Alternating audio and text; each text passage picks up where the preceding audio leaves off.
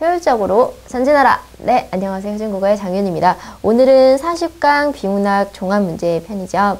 자, 그래서 여러분 꼭 문제 푸시고 선생님 강의 들으시는 거 잊지 않으셨죠? 그래서 지금 1번부터 우리가 지금 살펴보면 1번은 또 마침 우리가 전 시간에 배웠던 나의 소원이죠.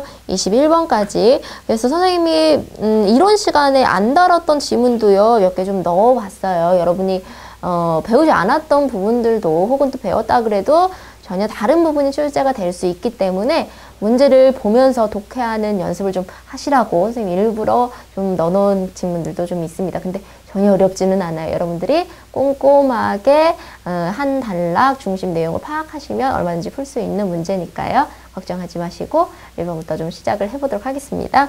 자, 1번부터 3번은요. 김구의 나의 소원 연설문이었죠.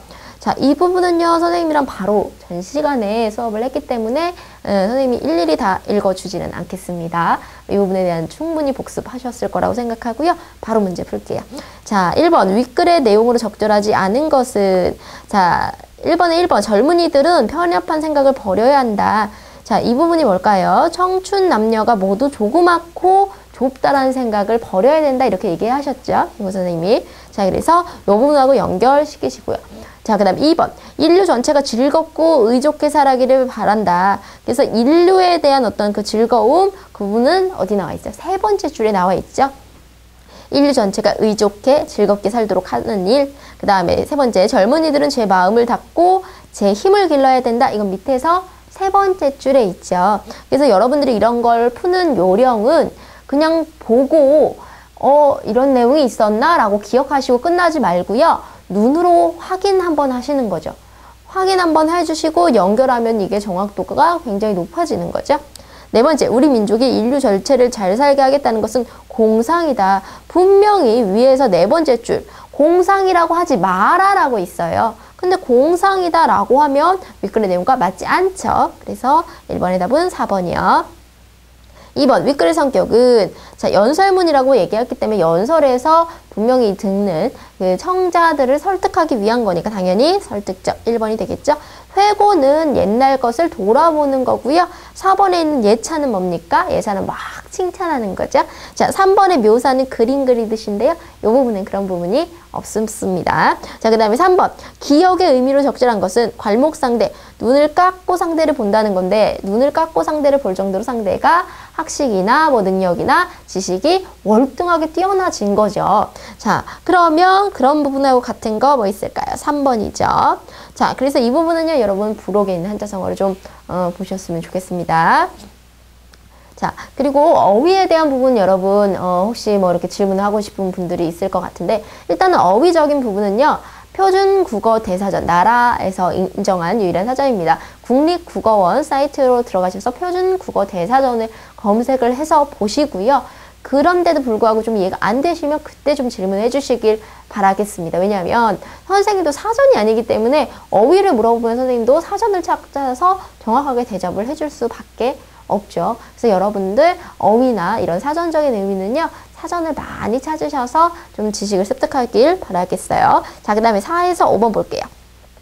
최재천의 황소개구리와 우리말이라는 지문입니다. 자, 우리나라에도 몇몇 도입종들이 활개를 치고 있다. 예전에 참개구리가 울던 연못에 요즘은 미국에서 건너온 황소개구리가 들어앉아서 이것저것 닥치는 대로 삼키고 있다. 자, 우리의 어떤 참개구리가 이 토종개구리는 청개구리예요. 그렇죠? 이게 뭐에 의해서? 황소개구리에 의해서 점령이 된 거죠. 선생님이 지난번에 뉴스를 봤는데 한강 그 주변에 있는 그 강 쪽에는 다 베스라는 그 물고기가 있는데 그게 큰입 베스라고 해서 입도 되게 크고요. 우리 토종 뭐 피레미 같은 아주 그냥 작은 물고기들을 다 잡아먹고 온통 다 걔만 있는 거예요. 근데 걔가 지금 이제 산란기라서 애를 막 퍼뜨리고 이래서 사람들이 잠수부대에 들어가서 그걸 다 이제 걷어내고 애들을 다 잡고 이러더라고요. 이 황소개구리도 마찬가지예요. 개구리가 보통 파리 같은 걸 잡아먹어야 되는데 이 물 건너온 황소개구리가 우리나라 청개구리 이제 다 잡아먹었죠. 어찌나 먹성이 좋은지 심지어는 우리 토종 개구리들을 먹고 살던 뱀까지 잡아먹어요. 세상에. 먹이사슬이요. 개구리 때문에 엉망진창된 거죠. 토종 물고기들 역시 미국에서 들여온 블루기한테 물기를 빼앗기고 있다. 이들이 어떻게 자기 나라보다 남의 나라에서 더 잘 살게 된 것일까? 도입종들이 모두 잘 적응하는 것은 아니다. 사실 절대 다수들이 낯선 땅에 발도 제대로 붙여보지 못하고 사라진다. 정말 아주 남의 땅에서 들에 붙은 불길처럼 무섭게 번져나가는 것들이 있어서 우리의 주목을 받을 뿐이다. 그렇게 남의 땅에서 의외의 성공을 거두는 종들 누구 같은 거예요? 황소개구리. 또 물고기를 따지면 블루길 같은 애들이야. 또 아까 얘기했던 베스 같은 애들이요. 걔네가 이제 그 특정 서식지에 마땅히 버티고 있어야 할 종들이 약간 쇠약해진 틈새를 비집고 막 들어온 것이다. 중요한 이유를 볼게요. 자, 그러면서 이제는 갑자기 무슨 얘기가 나오냐면 영어 얘기가 나와요. 영어만 잘하면 성공한다는 믿음에서 온 나라가 야단법석이다. 한술 더 떠 일본을 따라 영어를 공용어로 하자는 주장이 심심찮게 들리고 있다. 영어는 배워서 나쁠 것이 없고 국제 경쟁력을 키우는 차원에서 반드시 배워야 한다. 그런데 더 중요한 건 영어보다 우리말이다 라는 거죠. 자, 우리말을 바로 세우지 않고 영어를 들어오는 일은 우리 개구리들을 돌보지 않은 채 황소 개구리를 들여온 우를 다시 범하는 것이다. 자, 해보세요. 우리가 개구리가 잘 버틸 수 있었으면 황소 개구리가 와서 이렇게 엉망진창을 못하겠죠. 그런데 우리말을 지금 바로 세우지 않고 바로 영어가 들어와서 영어가 특히 막 공용어까지 되면 뭐가 뭐를 먹어버리겠어요. 영어가 우리말을 먹어버리게 되겠죠. 그쵸? 그러면 이 지금 우리말과 영어라는 이런 낯선 이 관계에 대해서 뭘 가지고 설명한 거예요? 참개구리와 황소개구리, 그쵸? 이런 걸 그 동물을 가지고 설명을 했죠. 그래서 익숙하지 않은 것을 이렇게 친숙한 것과 유사한 속성으로 빗대서 설명하는 것을 우리는 뭐라고 한다? 유추라고 합니다. 유추에 대해서는 우리 개념 알기 쪽에서도 한번 확인해 보셔야 될 거예요. 자, 그래서 이제 친숙하지 않은 요 지금 그 우리말과 개구리의 우리말과 영어의 관계를 개구리에 비해서 표현하고 있는 거죠. 영어를 자유롭게 구사하는 일은 새 시대를 살아가는 필수 조건이다. 우리말을 바로 세우는 일에도 소홀해서는 안 된다. 황소, 개구리, 황소 울음과 같은 소리에 익숙해져 참개구리 소리를 잊어서 안 되는 것처럼. 자, 그래서요. 요즘 뭐 영어 이제 앞으로 절대평가하겠다 이런 얘기도 있습니다. 그래서 여러분들도 국어를 중요하게 생각하셔야 됩니다. 우리가 이제 그 외국에서 오는 분들도요. 그분들도 영어로는 대화할 수 있지만 그분들이 결국 우리나라에 살아가면 우리말을 배우게 되는 거죠. 국어의 중요성이 날로 높아질 것으로 생각이 됩니다. 자, 1번. 4번이죠. 4번에 우리의 중심생각, 이 글의 중심생각으로 적절한 것은 우리말을 바로 세워야 된다. 맞죠? 2번. 국제 경쟁력과 언어는 별개의 문제다. 이거는 아니죠. 중심생각은 아닙니다. 중심생각은 두 글자로 줄이면 뭡니까? 주제. 그쵸? 주제가 아닙니다. 3번. 우리말을 세계 공용어로 만들어야 된다. 이건 너무 과도해. 그쵸? 4번. 우리는 다른 나라의 언어 정책을 본받아야 한다. 일본에서 영어를 공용어로 했다고 해서 우리도 그렇게 해야 된다. 그건 아니라는 거죠. 그래서 4번의 정답은 1번이 되겠고요. 가번. 가의 내용에 사용된 전개 방식은 자, 유추도 있고요. 그 다음에 이걸 통해서 뭘 해? 예를 들었다. 그래서 예시. 유추나 예시를 고를 수가 있겠는데요. 자, 1번. 전문가의 주장을 빌려 쓰고 있다. 이거 뭡니까? 인용이 되겠죠? 그래서 전문가의 주장을 빌려 쓰는 부분은 아니고요. 2번. 구체적인 예를 들어 설명하고 있다. 예시가 되겠죠? 자, 3번. 단어의 뜻을 풀이하여 제시하고 있다. 이거 뭡니까? 정의입니다. 문학이란 가치 있는 내용을 언어로 형상화한 예술이다. 뭐 이런 식으로. 그 다음에 대상을 일정의 기준에 따라 나누는 거 이게 뭡니까? 분류, 정확히는 구분이 되겠죠? 그래서 답이 아니겠고요. 자, 이제 6번에서 8번입니다. 김종철의 간디의 물레를 보도록 하겠습니다.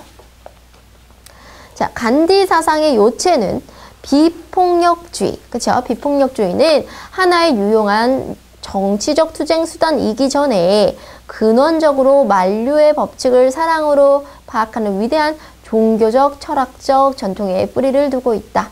자, 그래서 비폭력주의의 의의에 대해서 얘기를 하고 있죠. 자, 따라서 비폭력주의 운동은 결코 수동적인 저항만은 아니었다. 그것은 악에 대한 보답을 악으로 하지 말고 사랑으로 해야 되는 그 거의 불가사의와 깊고 부드러운 영혼 속에서 우러나오는 실천적 행동이다. 그래서 비폭력주의가 가지고 있는 가치, 의의에 대해서 얘기를 하고 있죠. 그러니까 여러분, 함무라비 법전이 굉장히 눈에는 눈, 이에는 이가 굉장히 합리적인 것 같지만 결국엔 그게 끝이 없어요. 그 막장 드라마나 이런 거 보시면요. 복수가 복수를 일으키고 그 복수가 또 복수를 낳고 결국엔 남는 거는 자멸뿐이잖아요. 그쵸? 악에 대한 보답을 악으로 하지 않고 사랑으로 해야 한다는 거의 불가사의하게 깊고 부드러운 영혼 속에서 우러나오는 실천적인 행동이었다. 간디는 절대로 몽상가는 아니다. 그가 말한 몽상가 뭡니까? 꿈만 꾸는 그런 사람은 아니었다는 거죠. 그가 말한 것은 폭력을 통해서는 인도의 해방도 보편적인 인간 해방도 없다는 것이다. 민족 해방은 단지 외국 지배자의 퇴각을 의미하는 것일 수는 없다. 그러니까 이제 그 인도가 영국에게 지배를 받았을 때도 결국에는 그거를 폭력주의가 아니라 비폭력주의로 이제 해방을 해야 된다는 거죠. 민족 해방에 대해서도 이분이 가지고 계신 생각이죠. 참다운 해방은 지배와 착취와 억압의 구조 타파. 자, 그래서 지배 세모 칠까요? 착취, 억압, 이거 다 부정적인 거죠. 이거를 없애고 그 구조에 길들여온 심리적 습관과 욕망을 뿌리로부터 변화시킨다. 자, 그래서 이걸로 인한 심리적 습관이니까 안 좋죠. 그 다음에 이걸로 인한 욕망이니까 안 좋죠. 이런 것들을 변화시키는 것이다. 그래서 다시 말하면 일체의 칼의 교위부터 초월을 실현한 것이다. 자, 칼의 교위. 이 지금 무력이 가르쳐준 이런 것들에 대해서 이제 초월해야 된다. 넘어서야 된다는 거죠. 그러니까 칼의 교위는 두 글자로 얘기하면 뭡니까? 폭력이죠. 그래서 폭력으로부터의 어떤 초월이 돼야 된다는 거죠. 근데 쉽지 않죠. 누군가가 나에게 폭력으로 억압을 하는데 거기에 저항하는 것이 비폭력이다. 쉽지 않습니다. 그렇기 때문에 위대한 사상인 거죠. 간디의 관점에서 볼 때 무엇보다 큰 폭력은 인간의 근원적인 영혼의 요구에 대해서 조금 더 고려하지 않고 물질적 이득의 끊임없는 확대를 위해 착취와 억압의 구조를 제도화한 서양의 산업 문명이었다. 그래서 이 서양의 산업 문명에 대한 어떤 간디의 부정적인 견해, 산업 문명에 대한 부정적인 견해가 드러나고 있죠. 근대 산업 문명은 사람들의 정신을 병들게 하고 미줄실까요? 이렇게 물개 표시. 자, 이게 갖고 있는 나쁜 거. 끊임없는 이기심 자극 미줄실까요? 이기심 자극. 이기심. 그 다음에 금전과 물질의 노예. 그쵸? 밑줄칠까요? 그래서 결국에는 내면적인 평화와 명상의 생활을 불가능까지 밑줄 칠게요. 그래서 이제 근대 산업 문명을 좋지 않게 보는 거죠. 그러니까 이게 산업화가 되면서 오히려 계급과 피지배 계급이 나뉘면서 노동자와 하위 계급, 그 다음에 이제 이제 요즘은 갑이라고 하는 어떤 고용주와 이제 그 지배층, 이렇게 나뉜다는 거죠. 그로 인하여 유럽의 노동계급과 빈민에게 사회는 지옥이 되고 비서구 지역의 수많은 민중은 제국주의의 침탈 밑에서 허덕이게 되었다. 여기에서 간디 사상에서 물레가 가지는 상징적인 의미가 드러난다. 물레 동그라미 칠까요? 자, 사람들한테 간디는 물레, 간디 무슨 자서전 같은 거 보시면 간디가 이렇게 물레를 가지고 있는 모습을 보실 거예요. 간디는 모든 인도 사람들이 매일 한두 시간만이라도 물레질을 할 것을 권유하고 있다. 왜냐하면 물레를 해서 어떤 경제적인 그 가치를 생산하는 것도 중요하지만 그게 인간의 노역에 도움을 주면서 나름대로 인간을 소외시키지 않는다는 거죠. 그래서 인간적 규모의 기계의 전형이다. 그러니까 인간이 기계를 그렇게 인간과 기계가 만나서 인간의 어떤 노동력도 활용하면서 기계를 쓸 수 있다 그러면 그 전에는 모든 그 인간이 해야 되는 일들을 다 이제 산업화가 되면서 기계가 다 하게 되는 거죠. 결국에는 그 기계를 이용해서 돈을 버는 고용자들은 막 부자가 되는데 노동자들은 굉장히 좀 가난해지는 이런 현실들을 막기 위해서 이제 물레 같은 것들도 이제 간디는 얘기를 하고 있는 거죠. 자, 윗글에서 언급하지 않는 사상. 간디의 사상 요체는 이거 어디 나와요? 첫 번째 문장과 연결시키셔야 되죠. 두 번째, 인도 해방의 역사. 이건 나오지 않네요. 그쵸? 답은 2번이 되겠습니다. 3번, 참다운 해방의 의미. 참다운 해방은 하나, 둘, 셋, 넷, 다, 여덟 번째 줄. 참다운 해방은 지배와 착취의 억압의 구조를 타파하고 이 부분이죠. 이 부분에서 보실 수 있고요. 물레의 상징적 의미는 어디 있습니까? 밑에서 두 번째, 세 번째 줄. 그렇죠? 그 부분에서 이제 왜 간디가 물레를 권장하고 있는지에 대해서 나오고 있죠. 기역의 의미 봅시다. 자, 비폭력주의. 결국에는 얘가 얘기하고 싶은 건 소극적인 저항이 아니라 이걸 통해서 뭐다? 악에 대한 보답을 악이 아니라 뭘로? 사랑으로 해야 된다라는 거죠. 그래서 7번의 답은 1번이 되겠습니다. 나머지는 다 간디가 부정적으로 생각하는 거죠. 자, 니은의 폐해가 아닌 거. 자, 니은은 근대 산업 문명인데 인간을 물질의 노예로 만든다. 그 다음에 정신을 활폐화시킨다. 명상을 불가능하게 한다. 다 나쁜 건데요. 3번 소외된 인간관계를 회복시킨다. 얘는 뭐 혼자 좋은 거네요. 근데 간디가 이 근대 산업 문명에 대해서 이렇게 긍정적인 평가를 내렸습니까? 아니죠. 그렇기 때문에 8번은 3번 어렵지 않게 고르실 거라고 생각합니다. 자, 그 다음에 이제 9번부터 11번은요. 이제 이깁의 민족 문화의 전통과 계승을 보도록 하겠습니다. 자, 이 부분도 우리가 앞서서 수업을 했던 부분인데요. 자, 지금 그 전체적으로 보시면 이제 연안 박지원 얘기가 나왔죠. 연안 박지원은 그 당시에는 옛날의 고문을 따르지 않았어요. 옛날 그 문장 형태를. 지금으로 따지면 그 파격적인 스타일을 따르지 않아서 이제 진짜 막 그 잿더미로 촛불의 재로 열알기가 이제 그렇게 돼버릴 뻔했는데 지금 그게 남아서 우리의 민족 문화의 전통을 연암한테 찾자는 거죠. 굉장히 이제 풍자 정신도 기발하고 발상이 기발하죠. 그래서 이제 이걸 통해서 얘기하고 싶은 건 뭐냐면 우리가 과거의 어떤 전통과 인습을 봤을 때 인습은 버려야 할 것이라고 생각하지만 전통은 계승해야 될 것이라고 생각을 하지 않느냐. 그래서 어떤 그 지금 현재의 민족 문화에 이바지할 수 있는 것을 우리가 전통이라고 할 수 있다. 이렇게 보시면 되겠죠. 자, 윗글의 서술상의 특징으로 적절하지 않은 것은 4번부터 볼게요. 사례를 들어 설명함으로써 주장을 뒷받침한다. 자, 지금 그 민족 문화의 밑에서 보면 그 6번째 줄인가요? 우리가 현재 문화 창조에 이바지할 수 있다고 생각되는 것만을 전통으로 불러야 한다. 그렇죠? 다섯 번째 줄이니까요. 자, 그래서 민족문화 전통을 이바지할 수 있는 것을 이바지할 수 있는 것을 과거의 것을 전통이라고 해야 되는데 그 대표적인 사례가 박지원의 문학 같은 경우다라고 이제 사례를 들고 있죠. 그 다음에 대상을 비교 대조하고 있다. 고문파와 이제 연안 박지원을 비교하고 있으니까 이게 맞고요. 서리법 하면 의문형이 있어야 되죠. 그래서 그 가운데 부분 보시면요. 이 사실은 우리에게 민족 문화의 전통에 관한 해명의 열쇠를 제시해 주는 건 아닐까? 선생님은요. 이렇게 문장 읽으면서 여러분 서리법을 찾으시는 방법은요. 까를 찾는 건데 까를 처음부터 찾아놓지 않으면 나중에 이걸 다시 읽는 그런 불상사가 생겨요. 그래서 어떻게 하면 좋으냐면 서리법에 대해서 문제를 자주 모르니까 이렇게 서리법은 읽으면서 이렇게 큐 해놓으시면 나중에 찾기가 좋죠. 그쵸? 자, 이렇게 두시면 되고요. 1번 상반된 견해를 제시한 후 이를 절충한다. 절충은 서로 다른 걸 중간에서 이제 그 합의를 보는 건데요. 그런 거 없죠. 그래서 9번의 답은 1번이 되겠습니다. 10번 전통의 인습과 구별되는 기준은 선생님 계속 얘기했죠. 인습은 버려야 할 것. 그렇지만 계승은 아니다. 그래서 현재 문화 창조에 이바지한다. 자, 이 부분 밑줄 항상 쳐두세요. 지문하고도.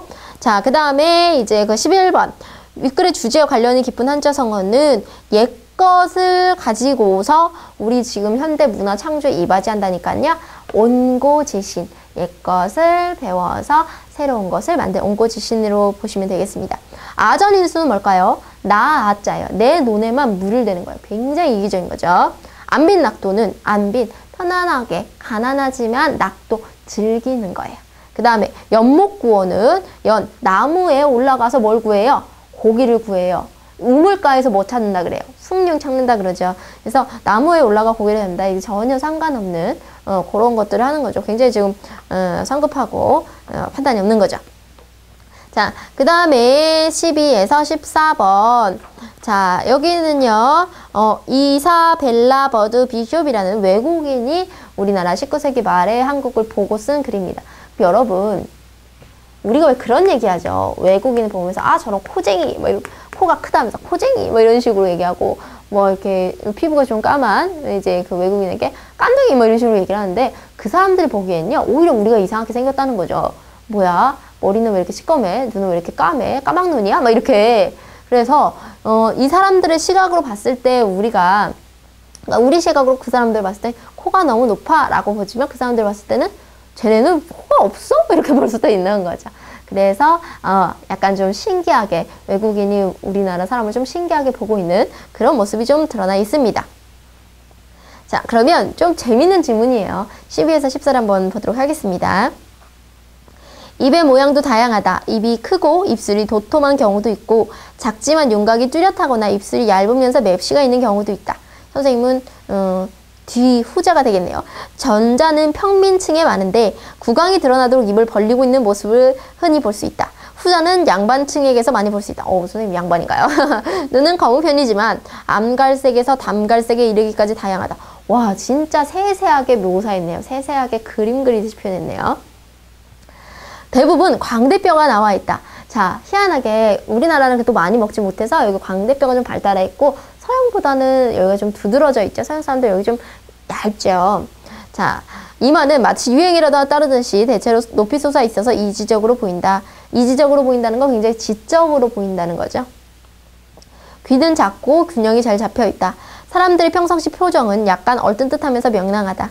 사람들의 전반적인 신체 형상은 특히 잘생긴 사람들의 경우 힘이나 강인한 의지력보다는 지적 청명함이 더 돋보이는 인상을 준다.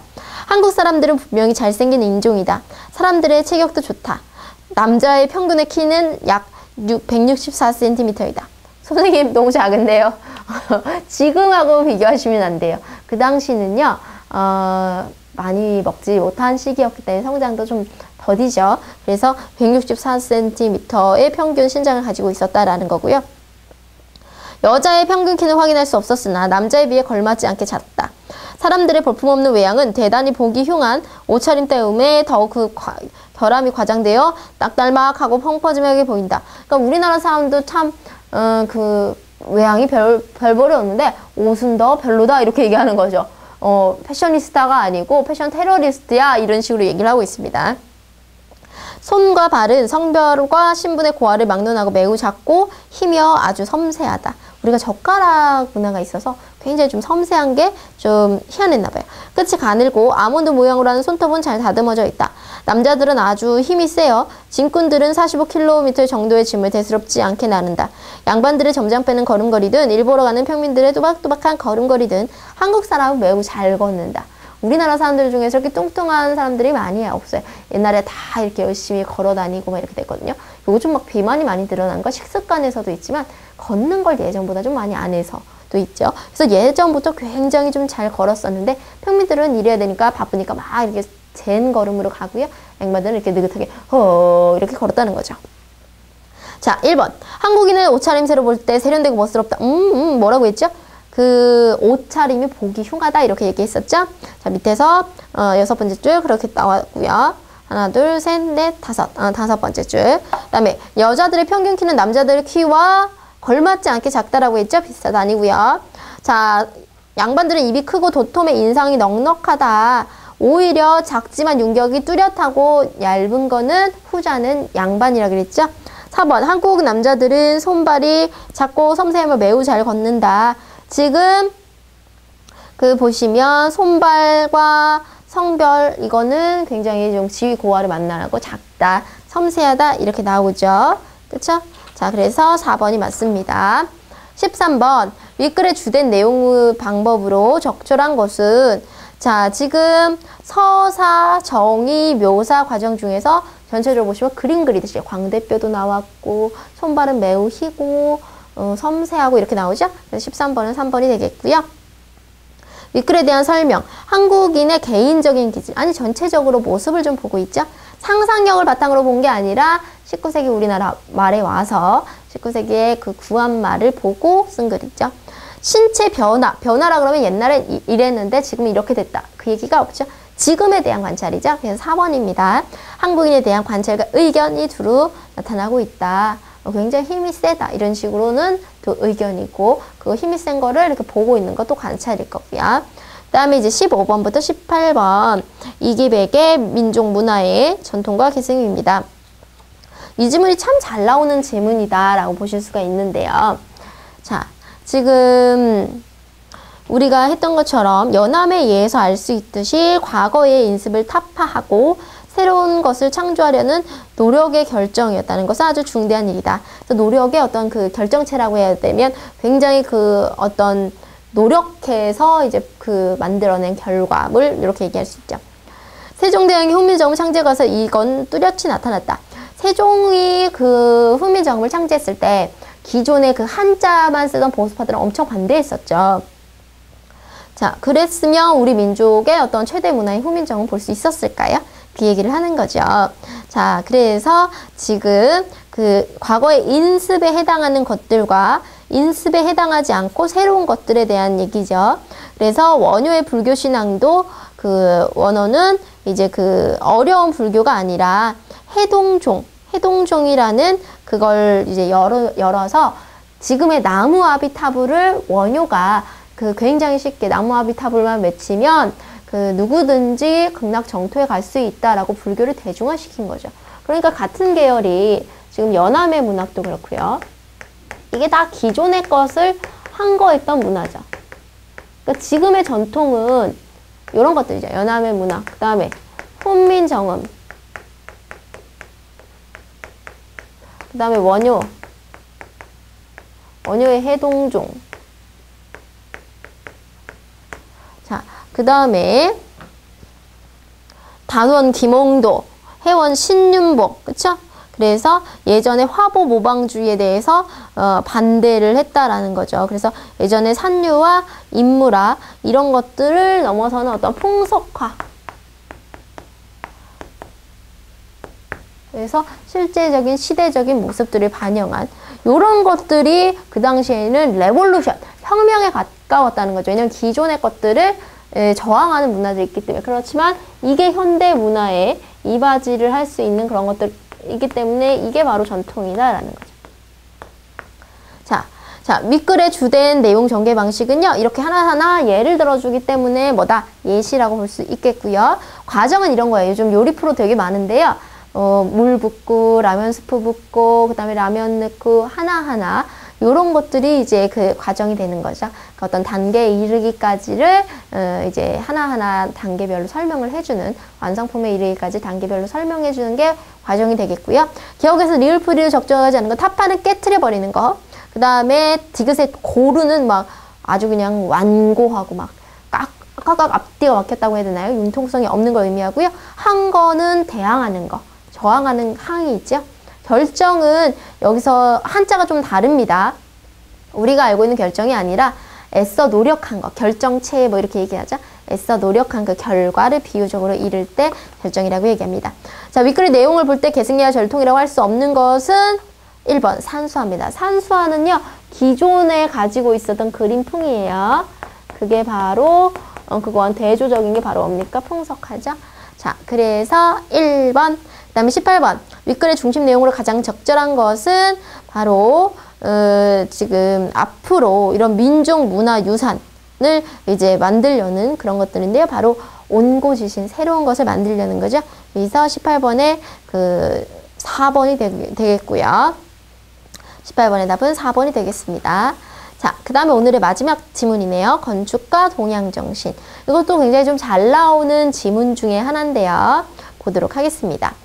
보통 우리가 동양과 서양 문화를 어떻게 보냐면, 동양의학이 이제 대표적으로 한의 같은 거고, 서양의학 같은 경우 여러분들 이제 뭐 감기 걸리면 이제 병원 내과 같은 데 가가지고 이제 진료받는 게 이제 서양의학인데, 동양은 좀 전체적인 관점을 좀 가지고 있어요.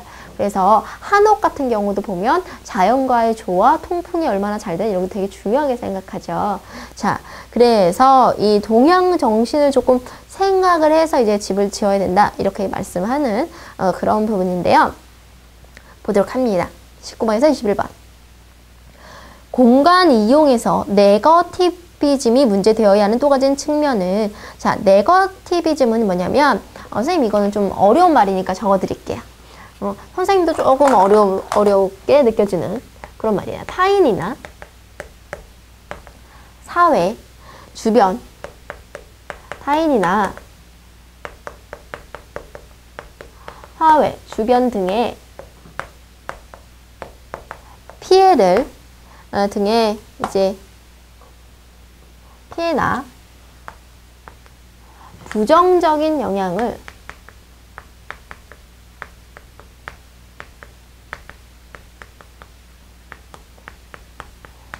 주는 것은 없는지 생각해 보아야 한다는 것입니다.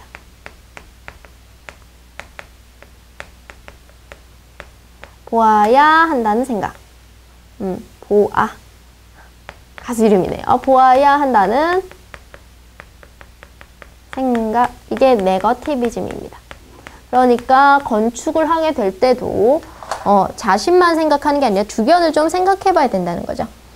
이게 문제시 되어야 하는 또 한 가지 측면은 인간 사회에서 나타나는 문제이다. 하나의 공간에 어떤 특정한 목적을 위해서 제한해 버린다는 것은 언제나 그 제한된 공간 밖에 있는 사람들에게 저항감을 느끼게 하거나 상대적인 빈곤감을 느끼게 할 수가 있다.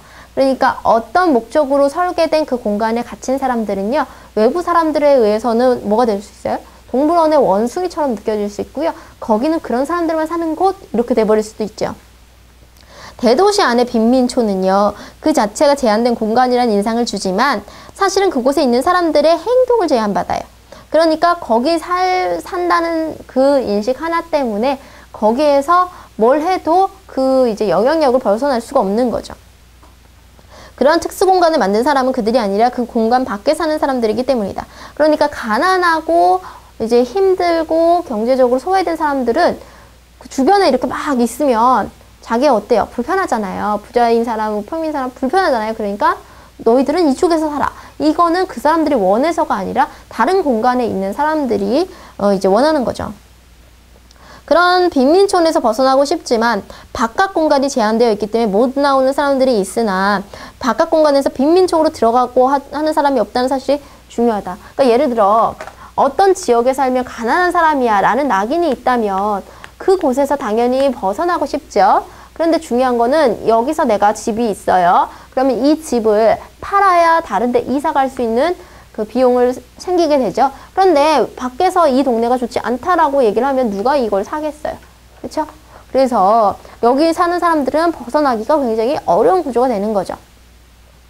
그러므로 어떠한 공간 설계든 그것으로 인해서 그 공간에서 추방당하거나 제외되는 사람들이 있어야 하는 것이면 그것은 바람직하지 못한 것이라고 할 수 있다. 윤리적으로 공간 설계는 그 제한된 공간 안에 있는 사람들이나 그 공간 밖에 있는 사람들이 똑같이 그 결과로 혜택을 받을 수 있어야 한다. 그래서 어떤 공간이 있으면 그 공간에 안과 밖에 있는 사람들이 같이 죄송합니다. 자, 안과 밖이 같이 그 좋은 목적으로 이용이 될 수 있어야 한다는 거죠. 그런 공간을 뭐라고 하면 좋을까요? 21번부터 먼저 해볼게요. 자, 21번. 이 공간이 하나의 밑줄이 있는데요. 밑줄만 보시면 문제가 잘 안 풀려요. 밑줄 앞뒤를 좀 보도록 하겠습니다.